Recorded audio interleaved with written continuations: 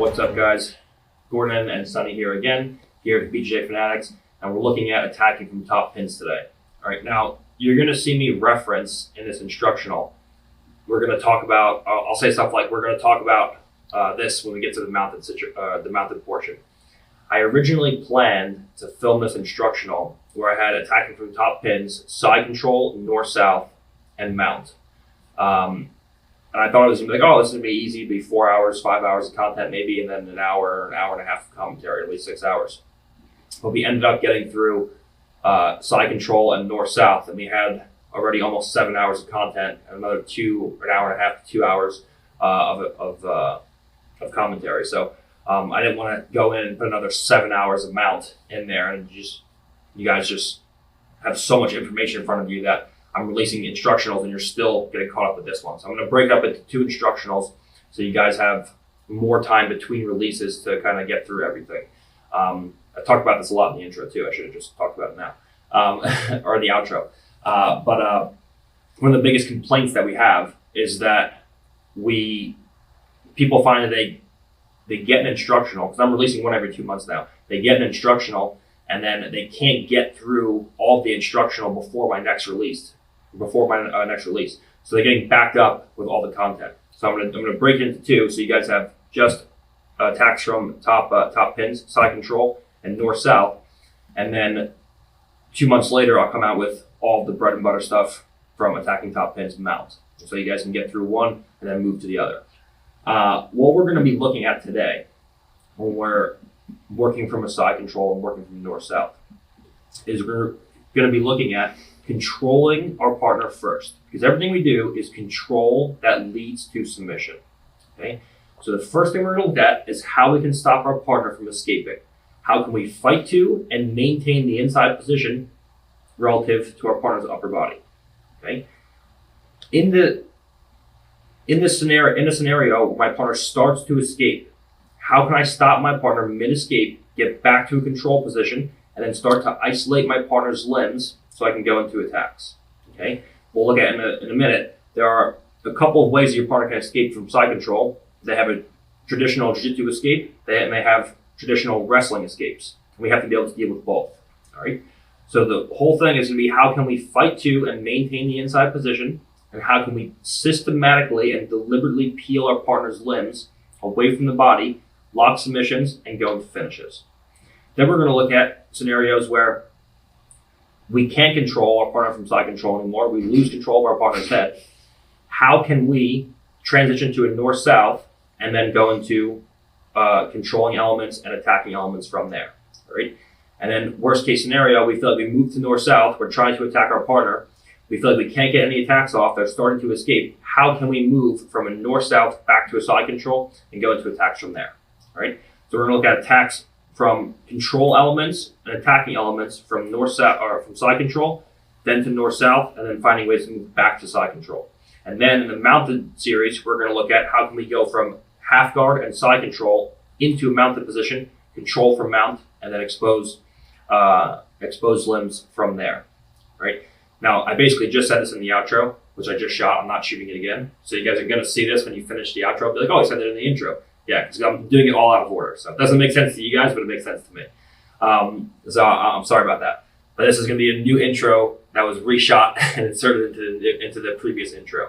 And again, when you guys see me referencing that we're going to do mounted stuff later in the next part of the series of the instructional, just know it's going to be split up now into 2 different instructionals. This is like similar to what we did with seated guard and sunbai guard. I started teaching open guard, and I didn't even finish like the first quarter of it. And we already had 5 hours, and I was like, this is going to be like a 20-hour instructional. It's going to be way too much.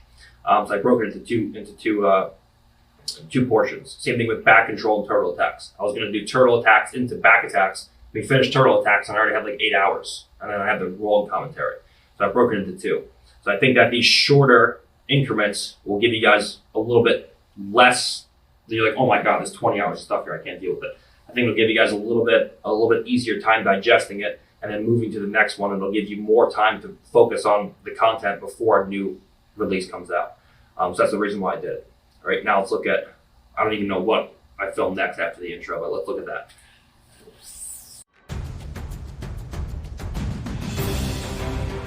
All right, so let's look at a general overview of how this is how we're gonna progress through this instructional. We're gonna start off initially from every position by stopping my partner from escaping, okay? This is where my partner starts to get towards an escape, and we find ways to fight back to the inside position and then control and submit my partner. Okay, so we're gonna start from side control. We're gonna start off with her initially starting to escape, and then us finding ways to fight back to a control position where I can control my partner. And now from here, the question is, how do I isolate limbs from my partner's body? Okay.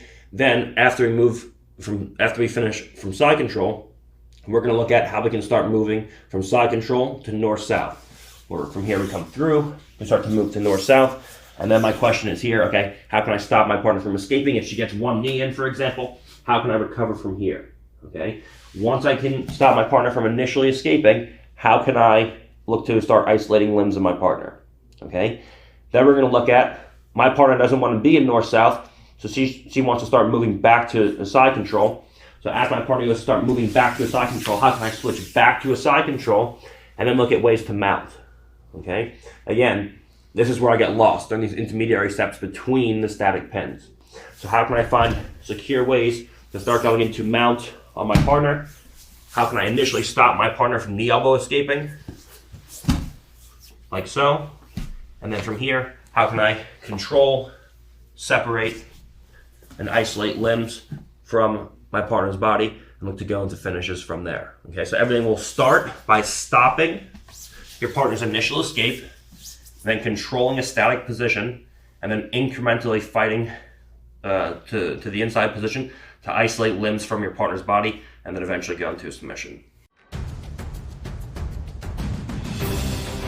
All right, just as we speak about with almost every instructional, what we're looking for here is the simple battle for inside position, okay? Ultimately, what my partner wants is to get everything inside and recover. Ultimately, what I want is to steal the inside position, to separate limbs from the body, to start going into my submissions, okay? There's no clearer example of this than working in mount. If you look at the first thing my partner does when she looks to escape, the first thing that she has to do when she's looking to escape mount, okay? I'm talking about like two high-level players here, not someone where your feet can get, like they throw their feet up and over you and start to do all this crap that doesn't really work, okay? I'm talking about like two high-level players, someone who can pin very well and someone who can escape very well. The first thing that your partner has to do if she wants to escape is get an elbow inside my knee, okay? If she tries to escape from here, she can never do anything. The second she gets an elbow inside of my knee and steals the inside position, now she can really start to escape. As I go to hold her down, she starts to separate space between my knees, and now she can start to recover. If she cannot get an elbow inside of my knee, she will never escape from here, okay? As she goes to start knee elbow escaping, if she can't get an elbow inside my knee, there's nothing she can do, okay?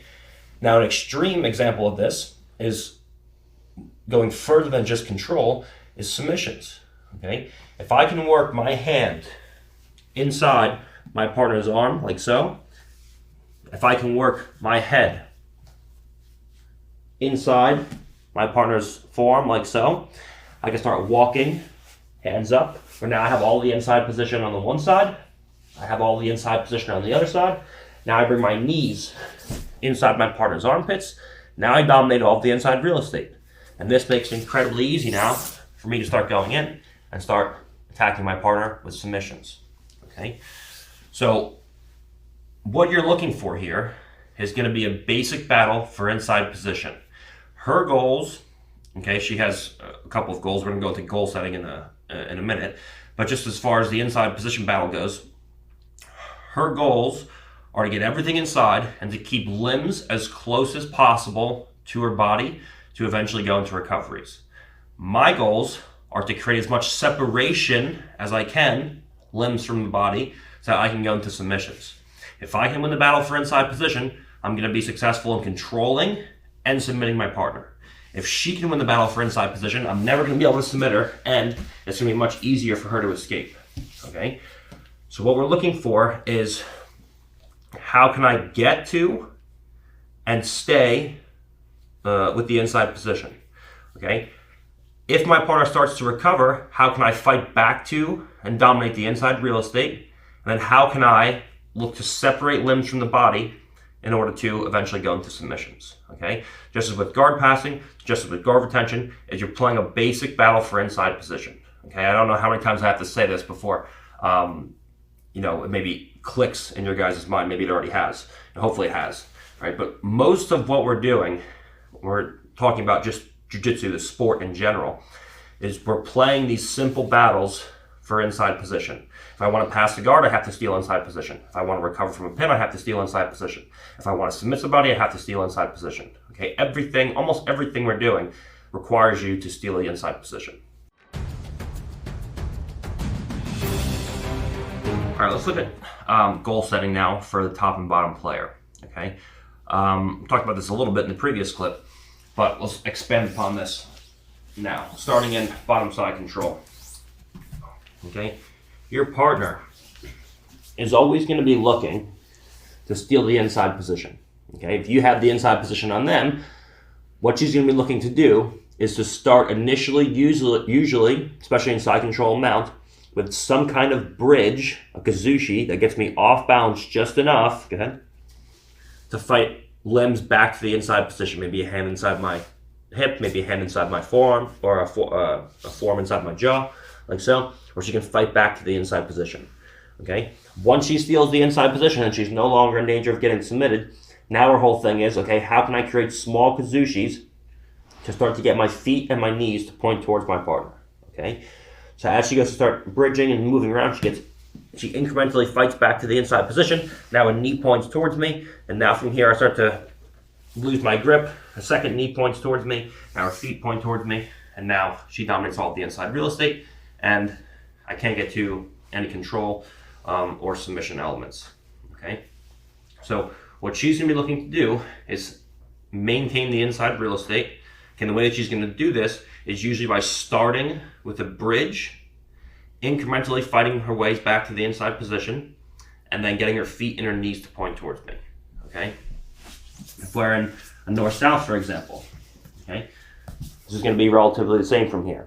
She's going to initially fight back to the inside position. So if my arms are inside, she's going to find ways to fight back to the inside, usually with small bridges.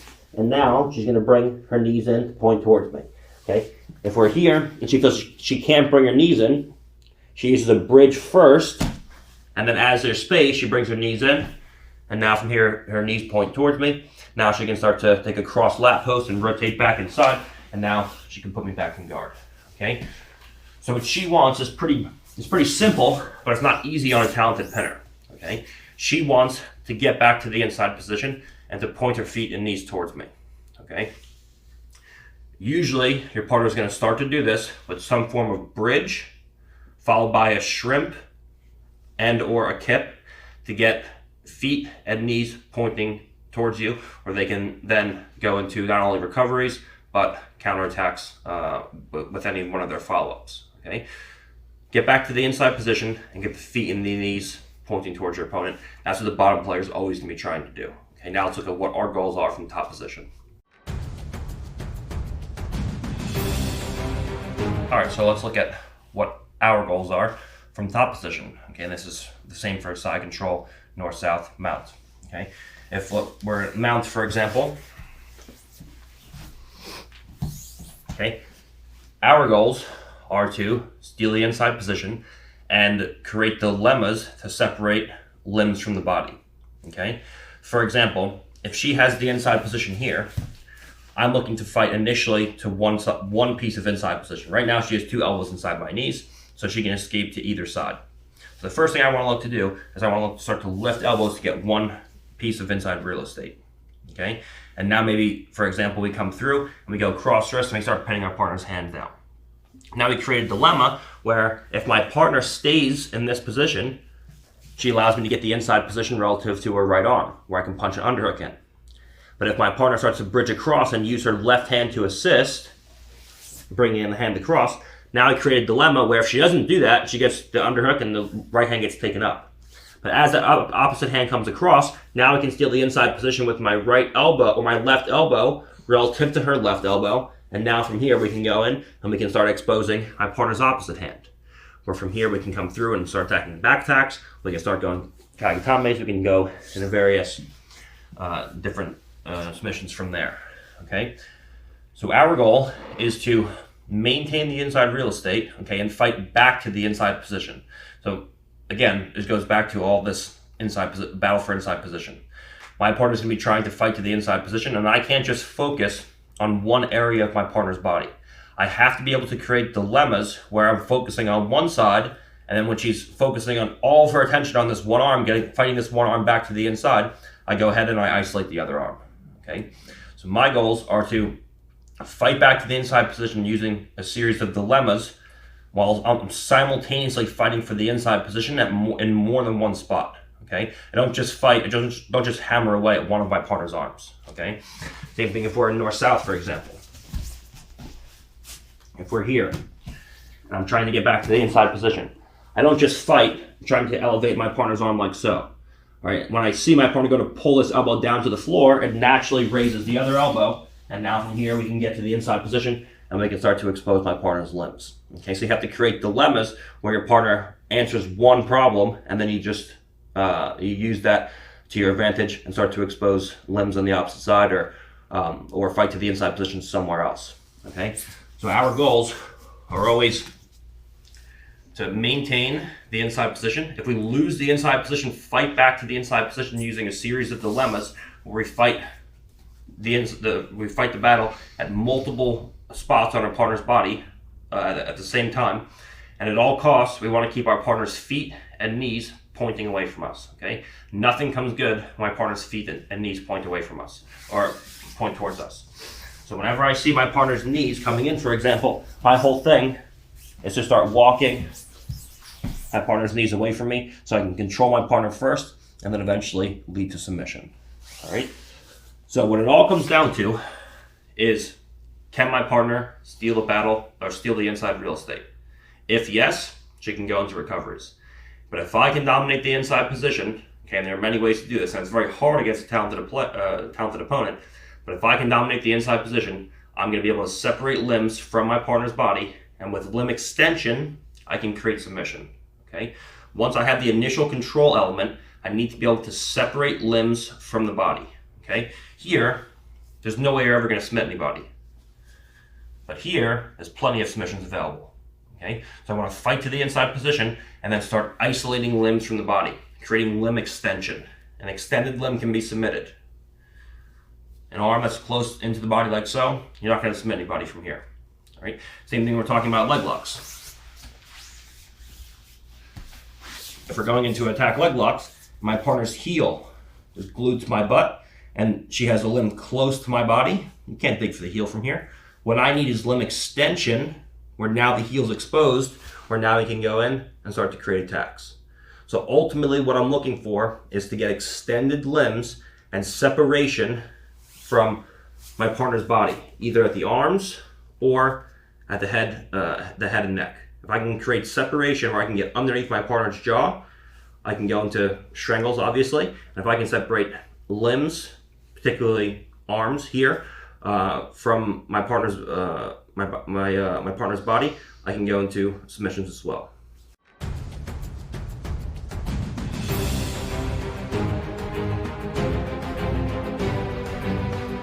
All right, so let's look at, starting from side control, the two ways my partner can escape.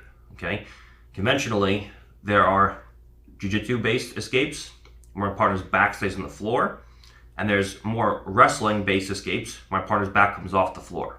Okay, so we have to be able to deal with both. So before we start, let's look at the two general ways my partner can escape from side control. She can, one, look to bring everything inside, keep her back on the floor, and look to bring her feet and her knees to point in towards me, and then from here she can go into her escapes like so. Okay, this is typically what jiu-jitsu guys will do. All right. When you're dealing with wrestlers, what wrestlers will do is they'll fight to the inside position with the forearm, and now from here they'll look to start punching underhooks in their back will come off the floor, and then instead of trying to bring knees and elbows inside, they'll start to come up in towards you, move onto a tight waist or a single leg, for example. And now I'll start turning this into a wrestling exchange where now you feel like, okay, I just had the guy pinned in a top side control, and now he's on my leg in a single leg, and now I have to wrestle him, and maybe he's a better wrestler than me, and you start to run into issues from here.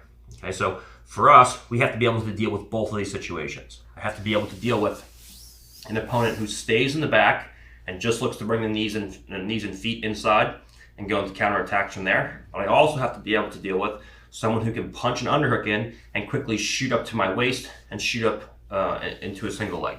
Okay, when I have a single leg on her, okay, now we're basically in a wrestling scrimmage. All right, if I am a very good wrestler and she's not, but she's much better at jiu-jitsu than me, I mean, once I come up from side control, I'm probably going to win this exchange. Okay, so for her, she has to be able to deal with this as I come up. Okay, before I get to a single leg, before I get up to my knees and start wrestling her, she has to be able to deal with the intermediary steps from I just get my underhook in to I'm all the way up on my knees. Okay, there are plenty of things that she can do as I'm coming up, where she can go into attacks before I get here, before I start pulling legs up, shelving legs, and then start going into all of my wrestling finishes to top position or to the back. Okay, so you have to be able to deal with both of these. We're going to start off with first our opponent punching in a four-side underhook, bringing the back off the floor, and then moving into tight waist or single legs. How can we address that?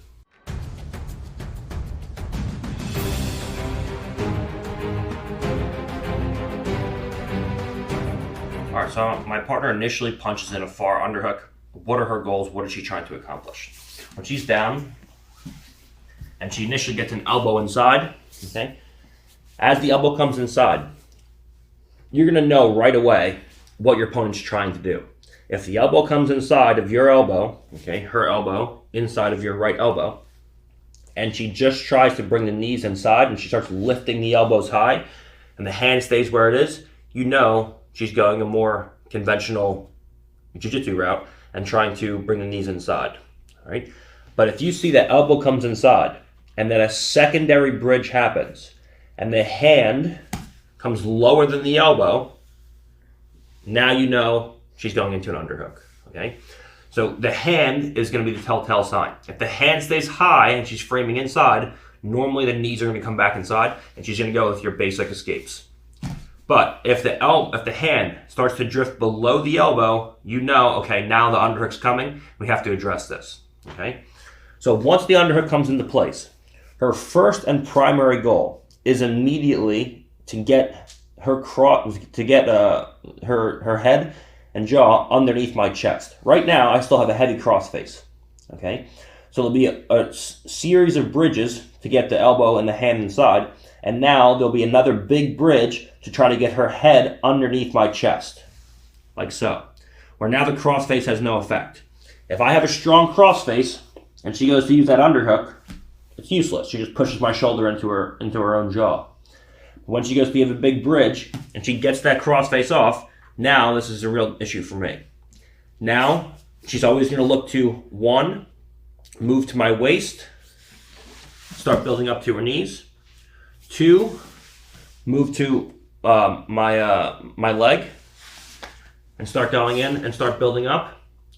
Or move down to my leg and down to my ankle and look to just pull my ankle in and start trapping me in some kind of half guard, where now she can go into a scoop grip with her opposite hand and she can start pulling me into all of her counterattacks from here, okay?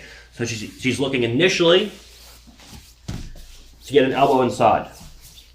As she gets the elbow inside, this is what's going to determine what we do. If the hand stays high, you know the knees are coming in next, okay? Where we have to either walk towards the hips and move to north-south or follow up from there. If the hand, however, comes low, now you know what's coming next.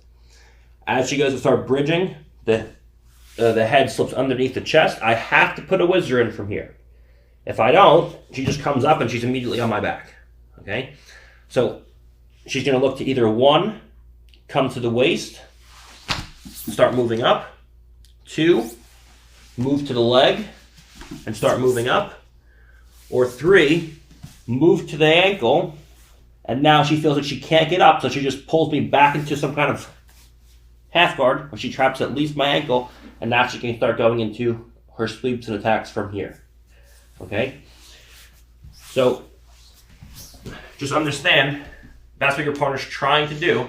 If she can get that elbow inside, and she can get that hand below the elbow, you know bridge is coming next. Okay? So our first thing is going to be, how can I keep my partner flat on her back by adjusting my cross-face grip into a series of other grips, and how can I initially keep my partner pinned? If I cannot keep my partner pinned, how can I follow up with attacks before she's all the way up on her knees, attacking a single, and we're basically just wrestling from there? Okay, those are the questions we're asking ourselves. All right, so now let's start looking at my opponent punches in a far side underhook. How can I initially counter this before everything starts to go haywire and she's coming up and going into my legs? Whenever I see my partner's far elbow come inside, all right, and especially whenever I see my partner's hand start to drift into an underhook, I'm immediately going to take my cross-face hand out and bring it across to my partner's far shoulder like so. Okay, what this does is it acts as a wedge to hold your partner in place. Okay, so as my partner goes to put the underhook in, when she goes to start moving down and away and get her head underneath my chest, she can't. Okay, because her jaw physically wedges her in place.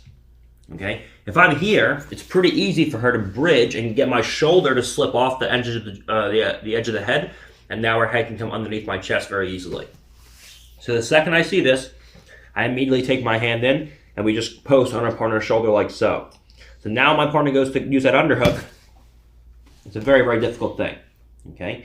Now, most of the time what will happen is your partner will take this hand back out. Because if she tries to use her right hand to move my arm, it's not an easy thing. Okay. So it's uncomfortable for your partner. So a lot of times your partner realizes, okay, I can't move down and away and get my head underneath the chest. So I don't want to just sit here uncomfortably. Let me take my hand out and start to pull the hand down off of my throat like so. And now my underhook comes back into place, and we just replace the crossface, and now we fight back to the inside position. Okay, so just initially right out of the gate, I feel like I have the inside position. My partner bumps the elbow inside, and I'm here. The second I feel this, I immediately come through here. Okay, because now this will deal with, we'll look at this later, this will deal with both of the escapes. If my partner tries to recover and go into a basic jiu-jitsu escape, and she goes to bring her knees inside, I can slide across, and my hands are ready to shoot across to the opposite side of the body, and allow me to move to north-south. Conversely, if the elbow comes inside, and now she goes to punch an underhook in, when she goes to use that to start moving into my legs, it's not an easy thing, okay, because she has no ability now to get her head underneath my chest. That's the prerequisite for being able to use this far underhook, is to get the head underneath the chest. And right now she can't do that, okay? If I feel like my partner takes her arm out, pulls my hand down, and starts to take the pressure off of her throat, I just punch an underhook in like so, and then I go back to a crossface, and now we've maintained the inside position, okay? If I feel that my partner's arm is still down, and she hasn't done anything with this yet, I just put pressure onto my partner's throat, and I see what she does. Most people are going to come through and address this hand.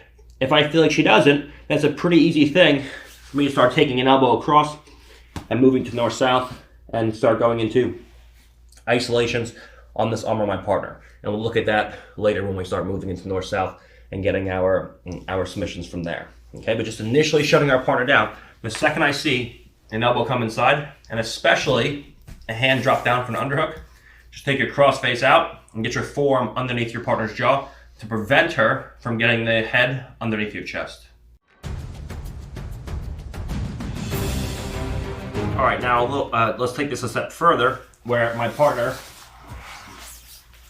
punches the underhook in. And now from here, I put a hand in place.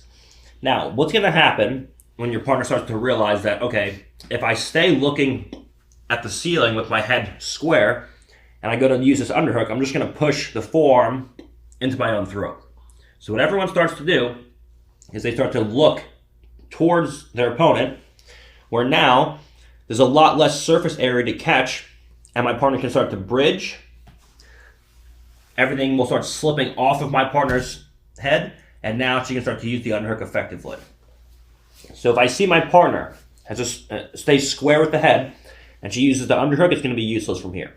But a smart player will always look towards me, so that now as she bridges, my forearm slips a little bit easier off the head, and now the head is underneath my chest, which is exactly what she needs.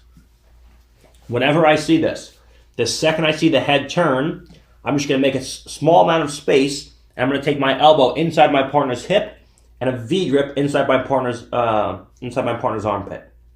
So as she goes to start moving up towards me, we just put a V grip in like so.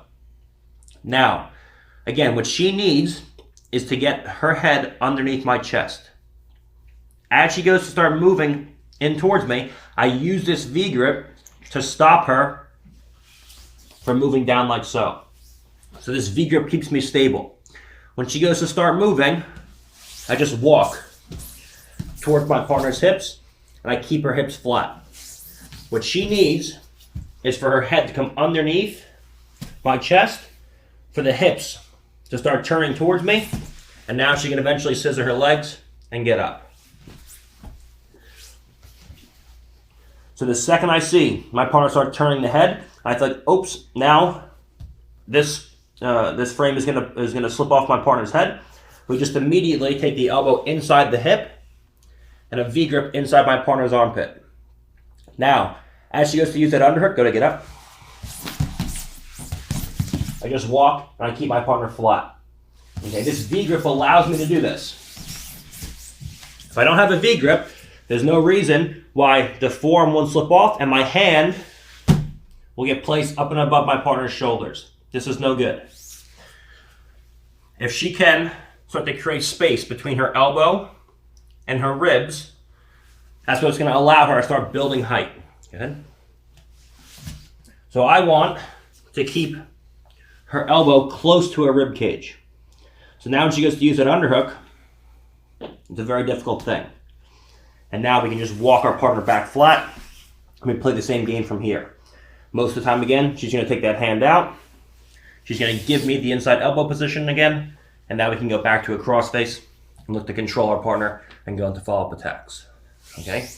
So when our partner initially punches in an underhook, and I feel like the forearm's not going to be enough, I use a V grip with an inside elbow relative to my partner's hip, and I walk back towards my partner's hips to prevent her head from coming underneath my chest.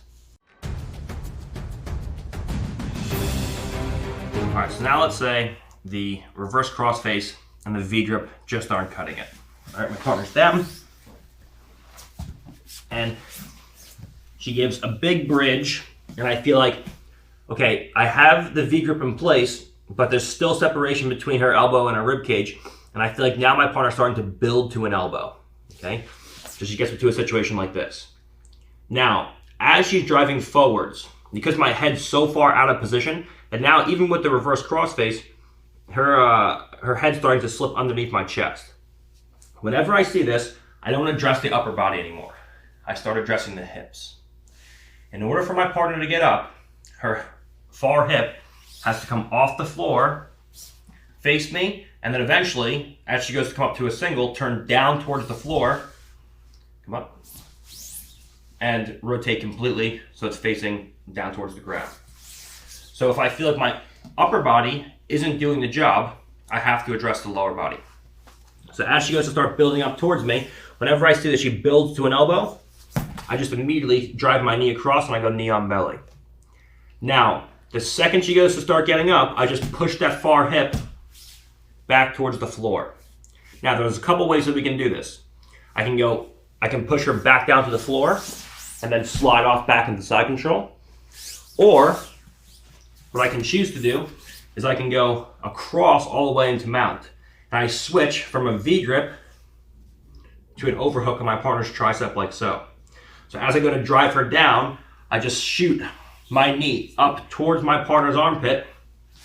And I steal the inside position relative to my partner's left arm. So now when she goes to escape, it's a difficult thing. So if she gets overextended, we can either one, choose to flatten her out and play a game from side control, or use an opportunity of her overextension to go right into a mount. So when I feel her starting to come up, I feel like she comes up to the elbow, and now my hands are in position, but they're not really in the right position. What I want ultimately is to have my chin over my partner's elbow. But when she starts bridging and starts getting me moving, this is an issue now. So whenever I see this, we go knee on belly, we put a shin right across our partner's hips. Now, as she goes to drive forwards, I just focus on putting that far hip on the floor. Okay? And now from here, we can either go back to a side control, or I just walk across, and as she goes to get up, I just take my partner's arm up high, and now from here we can settle down into a mount with one of my partner's arms in the beginnings of an isolation. Okay? So, if I feel like the upper body is not doing the job of keeping my partner pinned, I have to address the lower body. At some point, my partner's far hip has to come off the ground and start facing me. So if I feel like my hands are out of position, I go knee on belly and I focus on pinning the far hip, where I can either drop back down to side control or slide across into mount. All right, so let's take a look at what happens if I have an opponent who's very good at escaping wants to go knee on belly. All right, what will happen is an opponent who's good at pin escapes won't just come towards you. They'll come towards you, and as you start pressuring back into them, they'll start to invert underneath you. All right, so what this will look like is I'm bottom position. She puts the V grip in my armpit, she puts the reverse cross face in place, and I start building up like so. Okay? Now I know that if I keep driving towards my partner, she has the height advantage. She's just going to pin my hip down, and I'm going to end up here. Okay? So what will happen is, as I go to come up and she starts driving into me, I'll switch from an underhook to a cross lat post, and now she goes to drive in, I'll scoop my partner's leg, and I'll invert underneath her, and then I'll start going into attacks on her legs. So I'll start initially by pushing into her, and then as she pushes back, I'll invert underneath her. So this is one of the downfalls of going knee on belly. So what can we do when we know our bottom player is going to give us some kind of reaction like this? Whenever I see this, she goes to punch an underhook in, she builds to an elbow. I'm going to punch my knee in between my partner's legs like a pseudo half guard, where it looks like I'm in a half guard, but I'm not really. Like so. This allows me to do two things. Number one, it allows me to get my chin back over my partner's elbow. So when she goes to put an underhook in place, it's difficult. Number two, when she goes to scissor her legs, she can't because there's a barrier between her two legs and she can't actually turn her hips towards me anymore. And in addition, when she goes to lock a half guard, there's no foot to be trapped. Now, we have two great options from here. Okay? My partner can't really move anywhere from here. She can't come to face me. She can't start the knee elbow escape and go back into her classic jiu-jitsu recoveries. She basically has to fall back down to her back from here. If she doesn't, we can easily put her back down to the floor. We can go body lock and put her back on the floor. We can go with an underhook, near side, put her back on the floor. We can go cross face, put her back on the floor. We can go reverse cross face and put her back on the floor. Now we have a few good options from here. Okay, we can look to go with an inside elbow and start moving back to side control, or transition to north-south if you want. Or, because she has that underhook in place, we can go inside elbow, across to a shin mount, and now from here we can start to lift that elbow like we did before, and drive our knee up towards our partner's armpit. So, if we're here, we have this pseudo half guard, and we return our partners back to the floor. From this situation, we take an inside elbow. Okay, that's actually how I mounted Lachlan at ADCC. If you guys want to watch tape on this, all right. But from here, we take an inside elbow, and now we can easily move back to side control.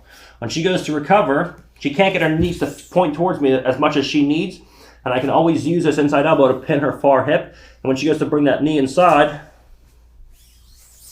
I can always make space. Okay.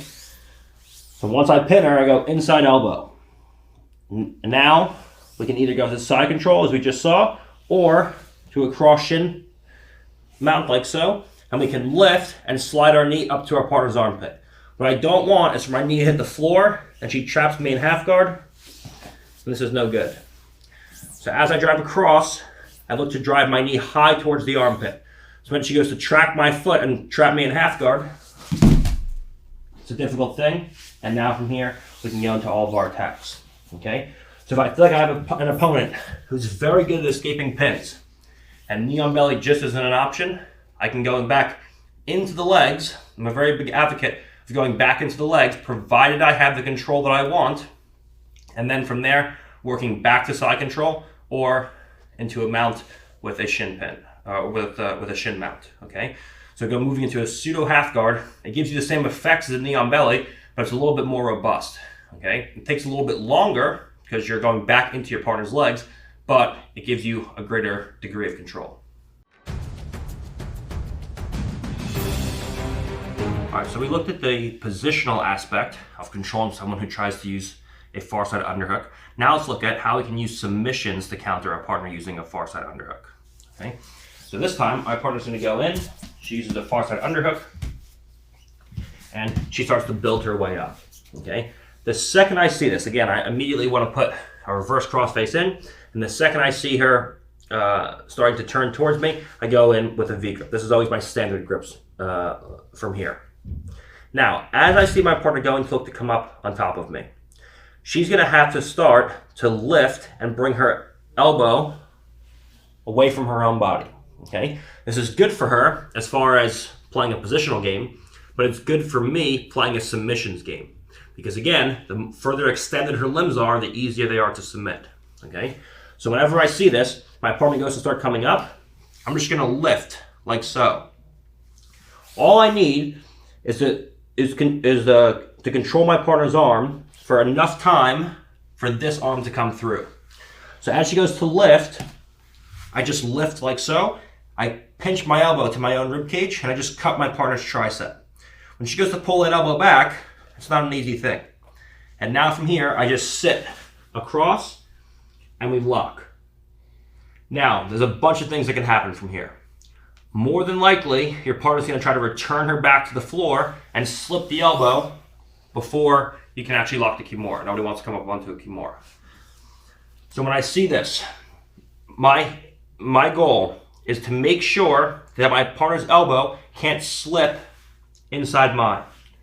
So the second I see my partner go to return her elbow to the floor, if my elbow stays, her elbow will always rotate inside. So as my partner goes to pull herself back to the floor, I bring my elbow to the floor, and now I have a Kimura secured. Now I can choose to do this while staying on top of my partner. I can also, as she goes to pull herself back, I can choose to do this by falling into a T Kimura, and now going into attacks from here. Okay, so my partner goes to bring herself back to the floor. Most of the time, when your partner feels a Kimura danger, everyone's going to herky-jerky, rip the elbow to the floor, and try to free the Kimura. So as she goes to start coming up, all I'm going to look to do is go from a V grip initially to slow her down to a lift. Okay, so she builds to an elbow, I lift, and I switch. Now, from here, I just bring my hands through to this situation like so. I don't even have to focus on locking. My partner, I don't fish for the hands. My partner, in order to move anywhere, has to bring her hand back towards her own body. And as she does that, that allows me to lock. Now, as she goes to fire her elbow back to the inside, if I stay here, go ahead, the elbow comes free. and now there's disconnection between our bodies, and she can bring her knees back inside. So whenever she goes to bring her back down to the floor, we just move with our partner, and now from here, we can go into all of our Kimura finishes. We can also, as we lock, as she goes to fire herself back down to the floor, we can go to T Kimura, where now we can look to expose various other submissions, going into our partner's back and other attacks like so. Okay, so that's using an initial Kimura. Now, let's look at someone who is just hell-bent on coming on top of us. All right, so more than likely, as your partner goes to get up, she's going to return her back to the floor, and then we can follow our partner. Let's say that as I go to expose my partner, like so, she just starts to move her hips out and away from me, and she just tries to lock her hands around my waist, and she goes to start driving into me, and I fall to bottom position. Okay, what can I do there? Where I have someone who's like, okay, I'm going to get up, I'm going to end up on top, and even if I have a Kimura, I'll fight out of it later, who cares? Whenever I see this, we lock the initial Kimura.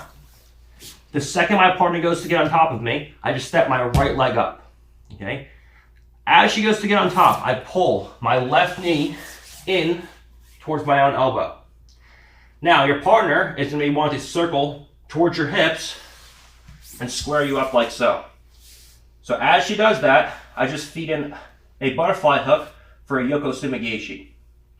Even if she locks her hands, it doesn't make a difference. I can always plant my right foot on the floor, and I can just use this to shrimp out towards my partner. I can always return her back to the floor with the Yoko Sumigaeshi, where now we can go into Kimuras, or we can go into entrances on our partner's legs. Okay? So, whenever I see my partner, it's just absolutely going to come on top of me no matter what. She goes to explode into an underhook like so. From here, we make a switch to Kimura. Now, as my partner goes to come on top, I just fall and I bring my left knee outside my partner's hip. Now, what she wants is to move across to this side of my body. And if she can do that, now it's going to be difficult for me to do anything from here. There's a bunch of follow-ups I can do, but we're not in top pin territory anymore. But to return her to bottom position, when she goes to hop across, I just keep a high knee, like so. So as she goes to start moving across my body, I just put my foot on the floor, I had a reverse shrimp, and I return my partner back down to the floor. Whether you come on top or whether you end in a T Kimura is up to you. Okay? But all I'm looking for is to get a Yoko Sumigaeshi action where as my partner comes on top, she comes in here in front. As my partner comes on top, we end up here. Now, she can lock her hands. She can do whatever she wants. She can tight waist. Wherever she wants to go. Go ahead. You can always return your partner back down to the floor and go into some kind of follow-up attacks from top pins or T Kimuras. Okay? So initially, I'm going to lock a Kimura. I feel someone who rips the elbow back down to the floor. Just keep your elbow inside of theirs and either fall to a top pin with a Kimura or a T Kimura. If someone just is like, okay, I'm going to get on top of the guy, no matter what, and if he locks a Kimura, who cares? Just fall to a situation where you have a one butterfly hook with a Yoko Sumigaeshi, and you can always return your partner back to bottom position. Okay? Don't be afraid to briefly fall to bottom position if you're confident you have the submission locked. Okay? So many people move into situations where their partner goes to come on top of them, they're going for a Kimura, and then halfway through they're like, oh man, I don't want to end up on bottom, and now they try to come back and control their partner with positional exchanges, and before you know it, they end up on bottom, and now you're on bottom, and you have no submission. Okay? You have to have confidence that even though I'm falling to bottom position, yes, I'm losing top position, but I'm gaining a submission. Okay? And with that submission, I can do many things. So as she goes to come on top, that's fine. Yes, I've lost bottom or top position briefly, but now because I have a submission, I can easily return her, and now I'm in a much better position than I was just controlling and pinning my partner from top side control. Okay? So you have to understand that you can't get caught up in between these two things. You can't go for a submission, and then as your partner goes to come on top, you like, oh my God, I'm going to lose top position, and then start moving back to a control position because you've already lost all the inside position and your partner's halfway up. You have to have confidence that when your partner goes to get on top, you can lock a Kimura, briefly fall to bottom, and then return them back to bottom position where you can go to your follow-up attacks and submissions. All right, so sticking with submissions, let's look at how we can look to fit in an inverted Kaigatame, aka Darce, from when my partner goes to start reaching up and getting to either a tight waist or a single leg. Okay, so initially our frames are in like so. She gets to start punching everything inside. The second I see this, what I'm looking to do is to lock my hands, preferably before she gets all the way up to an elbow. Okay, because when she gets up to an elbow, now there's more space created, and it's harder to get my hands to lock through. I can do it, but it's easier to do it as she comes up. Okay, so as she goes to start getting up, I'm going to look to go from a V grip. I'm just going to look to shoot my hands through, and I'm going to dip my shoulder so that my AC joint connects to her armpit, and my chin connects to her rear deltoid. All I want from here is to lock my hands in a 10-finger grip. This is all we need. Now, your partner is probably going to continue to start to come up and try to go into her attacks from here. If I see this, it's no problem. I just return my partner down to the floor by just crunching her chin to her chest and forcing her down to the floor. Okay? Now, the question is, how can I go from this grip to a full figure four where I can actually finish the strangle? The big problem everyone faces when they go to lock in a Darce is they go from here, and the second they go to lock their hands, either one, the head moves away and you feel like you lose the connection, or two, the shoulders come to the floor and you feel like you have the wrong angle now, okay, or the elbow slips out. So what I want to look to do is I want to look to take my ear and glue it to my partner's scapula like so. Now, when she gets to bring her back to the floor, there's a wedge behind her back. So this keeps her back off the floor and gives me the correct angle that I need. Now, as I go to look to shoot through, I don't go right from a 10-finger grip to a figure four. What I look to do is I just shoot my hands through so that at any given moment, the back of her head is wedged in by my forearms or my elbows. So when she goes to pull that head away from me, it's not an easy thing. And now we go in and we lock our figure four up. Now, the tightness of the lock is going to be completely contingent upon your left hand position. If my left hand is down towards the floor, you're going to be hard pressed to finish anybody good.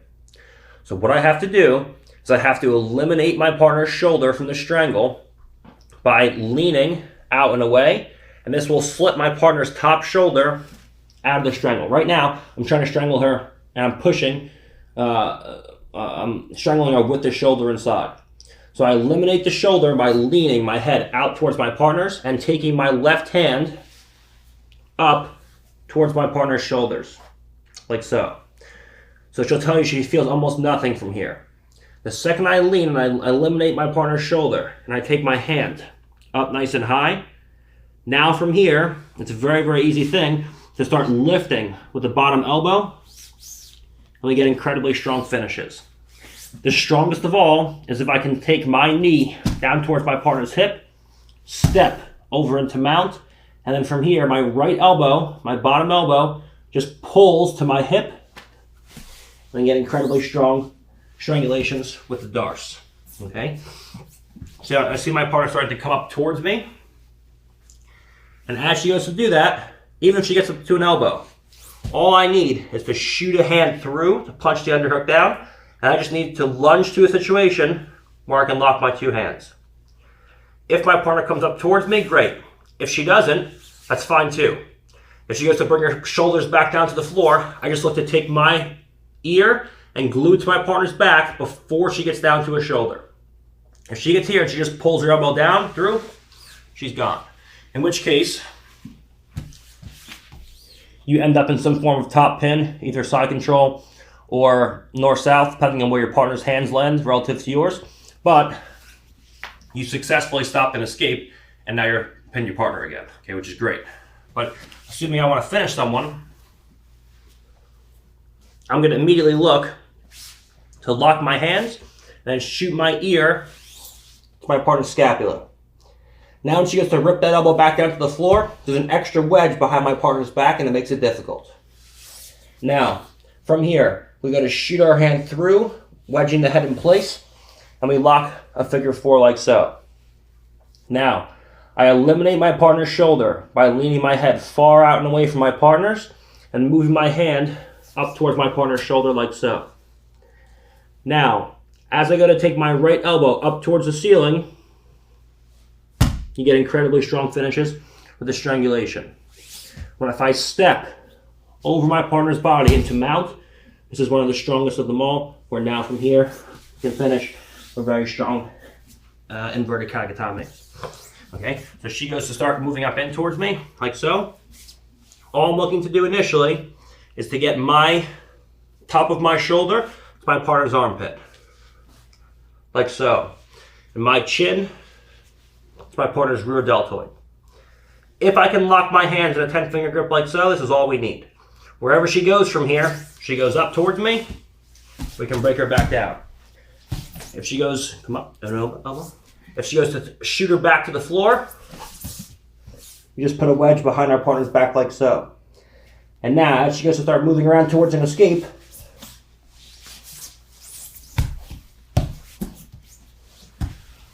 we come through, and now everything locks up and we're tight. Okay? So we first want to just get our hands locked in a 10-finger grip to secure the position. And then we work on keeping our partner's shoulders off the floor by putting a wedge behind our partner's scapula with our ear, and then sliding our hands into a figure 4 position, eliminating the shoulder by moving the hand up and the head out and away. And then from there, we can start either finishing from side control or stepping over into mount. Alright, so now we're going to look at using a guillotine to counter a far side underhook. So this time, our partner goes to come up. She pommels the elbow inside. We get to our frames, and she goes to get up towards me like so. Now, I see my partner coming up, and she's really in a situation where I'm starting to get beat from here. Whenever I see this, I just take an overhook, a deep overhook on our partner's arm like so, and then from here, I'm just going to drape my hand up and over the head. Okay? Now, my partner is going to be looking to come up to her knees and then either drive across to my far leg or start to go into all of her wrestling scrambles. What she's worried about, ultimately, is getting to my second leg, okay? Which means that if she's reaching for my far leg and she has one hand either on my leg or on a tight waist, she has no defensive hands, all right? So if she gets up to her knees, she has no defensive hands if she's worried about getting to my far leg. And if she's down on her elbow, now she has a very limited defensive hands because her one arm is occupied on, as a post, and her other arm is dragged past my hip. So whenever I see this from here, I'm just going to drape my body over hers, and I'm just going to fall into an arm-in guillotine situation. So what this will look like is my partner goes to get on top of me, and instead of fighting her, I just simply fall to bottom position. So from here, as she goes to get on top, I just sacrifice top position, and I just fall to bottom. But now, because I have my partner's head controlled, I can easily put her back onto bottom. She has no ability to base with the Sumigaeshi because all I need is a lifting action with my left leg by driving off the floor, and then a lifting action with my right leg, and I can easily crunch my partner's chin to her chest. So when she goes to base from here, I can force her into a front roll, and then from here, we can look to come on top. Now, we have many options from here. If I don't want to stay on top, if I don't want to come back on top, I can easily look to start feeding into finishes from here, okay, with anacondas. So if I feel like, for whatever reason, I can't get on top of my partner, for whatever reason, I can't get on top of my partner, and she has her hand in like so, all I'm going to look to do is I'm going to look to start taking my right leg over like so, and then from here, control my partner's elbow. And now when she goes to pull that elbow free, she can't. I can go in, I can lock up, and now I can start to scissor my legs to get back on top to finish. So from here, I'm going to look to scissor my legs, post my head on the floor, and then walk. And then from here, we can go into finishes with the bottom elbow, and we can get strong finishes with an anaconda. Sticking with the guillotine, if we come in here, we start lifting our partner over, and we choose to follow our partner on top with the guillotine. From here, I can look to scissor my legs once again, post my forehead on the floor, and then walk over my partner's body, and we can go in and finish with the mounted guillotine by sprawling our hips down, crunching the chin to my partner's chest, and then from here, we can get strong finishes with mounted guillotines. Okay, so again, similar to the Kimura, we're going to relinquish top position for a split second, put our partner back on bottom, and then go into finishes from there. So whenever I see my partner goes to get on top, through a far side underhook, she goes up and we're here. Now, I let her come on top. So I'm almost going to pull her on top of me, and this will allow me to shoot my left arm deeper. Okay, if I just fall from here, this can be hard with someone bigger than you to get your arm into position. So I almost pull myself on top and I shoot my head from her top shoulder across to her bottom shoulder. So as she goes to rush on top of me, it's fine. You see my head now is on her far shoulder. And now from here, we just lift, lift, lift. We take our partner over. If I can get on top of my partner, that's great. I'm just going to scissor my legs, post my forehead on the floor, walk, walk, walk, and now I can finish with the mounted guillotine. If for whatever reason I cannot do that, I just control my partner like so. I block the elbow, I shoot a hand through, and now we go in and we lock a figure of 4 with the anaconda. And now we can scissor the legs just the same, move to top mount, and then go into finishes. Okay, so the key with this, with the initial lock, is my head position. Down. She gets an underhook.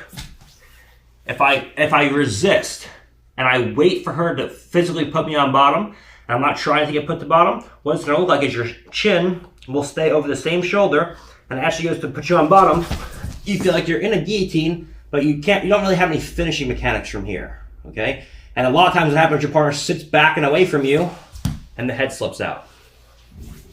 So what I want is to resist just enough to get my hands into position, and then I want to shoot my chin across to the far shoulder and fall to bottom and pull my partner on top of me. Okay? So I resist, and then as she goes to get on top, that's what I want. Chin to far shoulder. Now, when she goes to sit back and pull her head out, she'll strangle herself. She has no choice but to drive forwards, and that allows me to take her over and to go into all of my follow-ups. So the key is a center line shift, where my head moves from one shoulder across center line to the opposite shoulder. Okay? You cannot resist your partner until it's too late and then she puts you on bottom. The guillotine will be very loose and you'll fall to bottom, the head will come out, and then you'll lose the position altogether. Okay?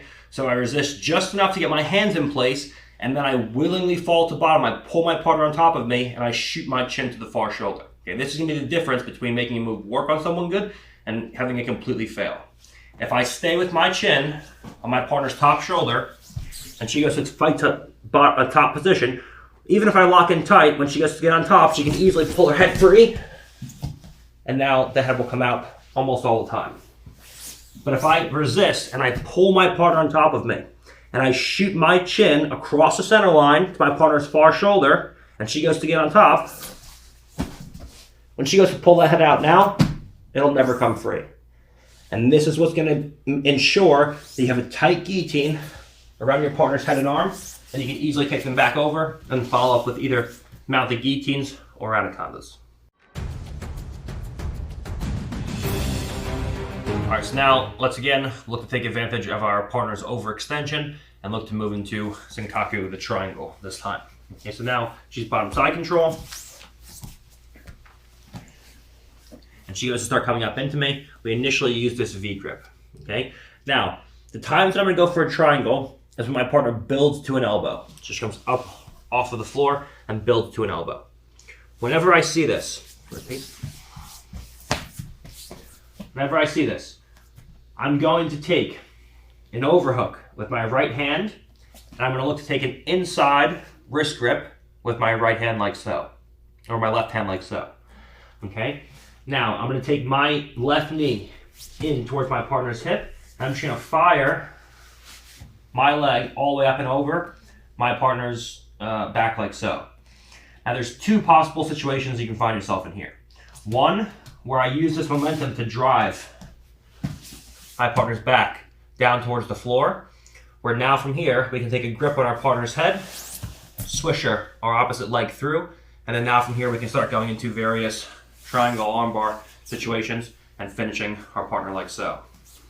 Okay, so we'll look at that one first, and then we'll look at the other possible situation where we throw our leg up and over, and this time our partner comes on top of us, and we feel like before we can do anything, we can't knock our partner over. We can't quite lock our legs. Okay, because this is all happening very quickly. The good news is I had this inside wrist grip, so my partner goes to pommel this hand free. She can't, and now I can always make space to raise my hips by back heeling, taking my heel right on top of my partner's trap muscle like so. And now I just back heel, my hips come up, I fire my leg up and over, and now we lock into a trap triangle where now we can easily look to start creating angles and locking up for the win. Okay, so one of two possible scenarios. My partner goes to move into me. We start initially like so. She goes up to an elbow, we switch to an overhook and an inside wrist grip. First possible scenario, we fire a leg over like so, and as our partner flattens out to the floor, we just grab the head and swish our legs like so. So that now from here we can either roll through bottom position and look for various triangle entries, or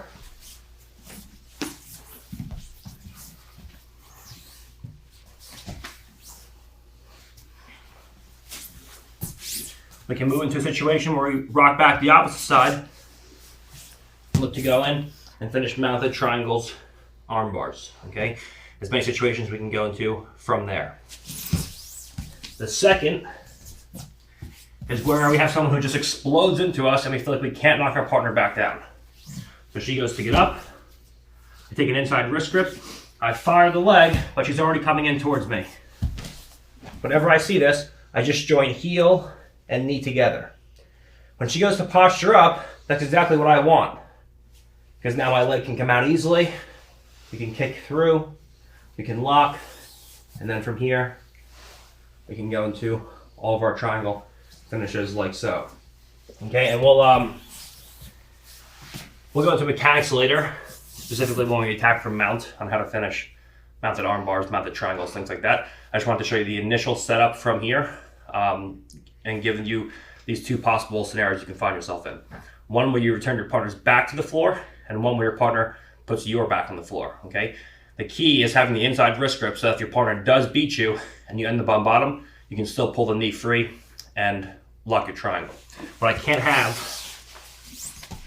is a situation where I have a leg up and over my partner's back, and I have an outside wrist grip, and now, as I go to pull my leg out, she just pommels her hand in and blocks my leg, and now steps over into half guard, and now I'm getting past.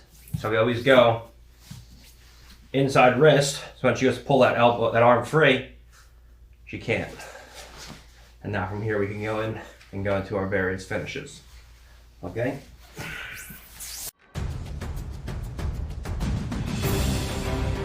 Alright, so now let's say worst case scenario, my partner gets up and traps my ankle. Okay? Now understand, if she's coming up and she gets to a single leg, okay, now she comes up to her knees. Now, there are things we can do from here, but it's not attacking from top pins anymore. This is a completely different situation, okay? So we're gonna look at, my partner comes up, and instead of, get down to the hip, as she goes to come up, she just reaches down to my ankle and just pulls my ankle back in, where now from here she can start going in and pushing my knee down and locking me back in half guard. And now we find ourselves in a position where, okay, it's not really the best situation for us, and now my partner's kind of going into offense. Okay, so the second my partner comes up and moves down to my ankle, the second I feel an ankle trap, I'm immediately going to look for one of two things. Okay, the first is I just take two of my hands on the floor, and I'm just going to immediately back step on my partner like so. Where now we have a multitude of options, which I'm sure you guys have seen before. We can punch underhooks into place. They can go into guard passes. We can sit back into our partner's legs. We can do a ton of things from here.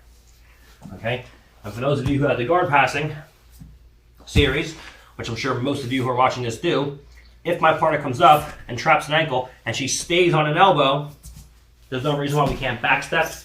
And then from here, look to start going into Kimuras, where we can move through to T-Kimura. Trap my foot.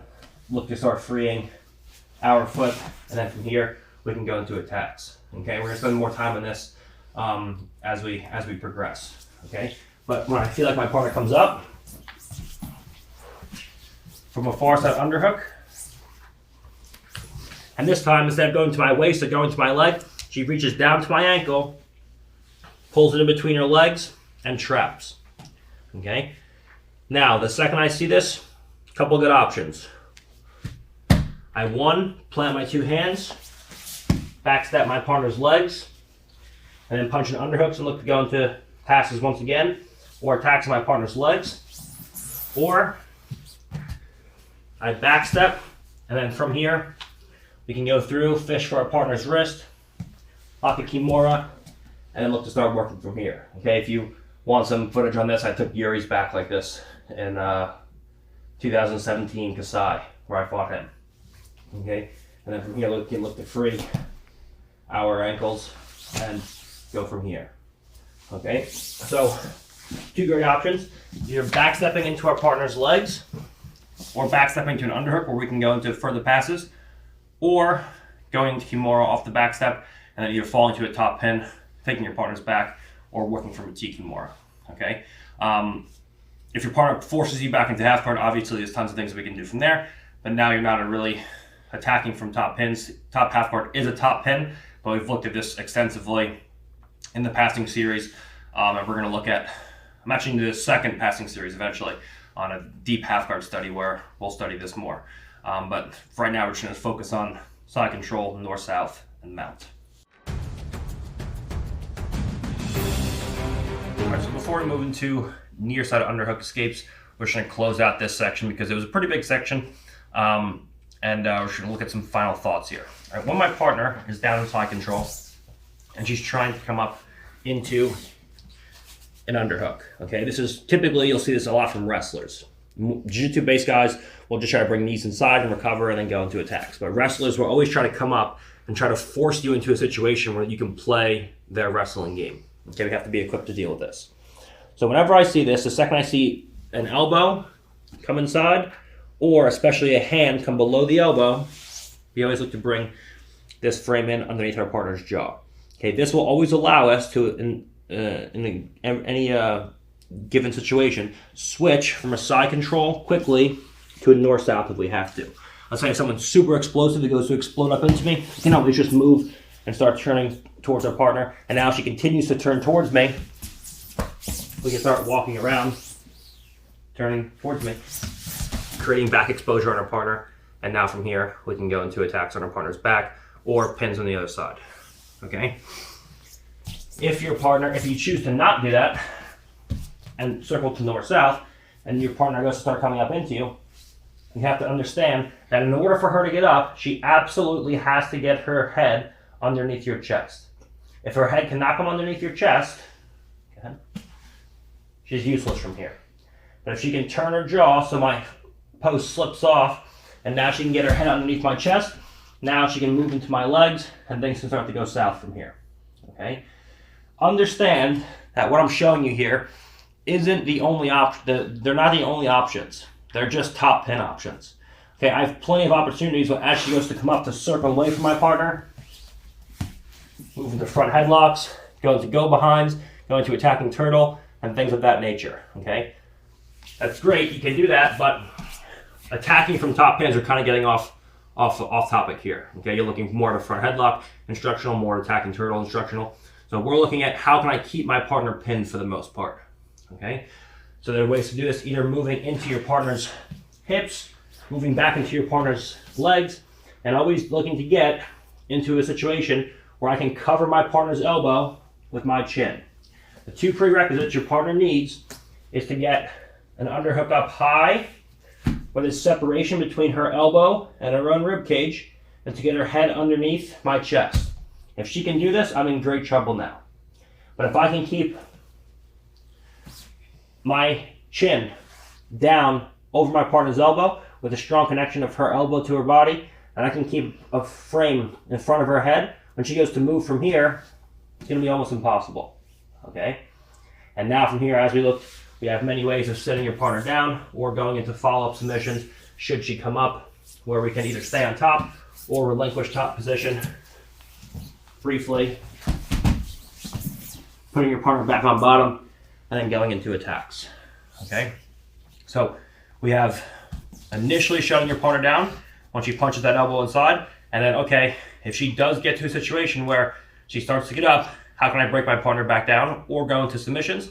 And worst case scenario, she traps an ankle, we can start backstepping the legs and going into follow-up attacks.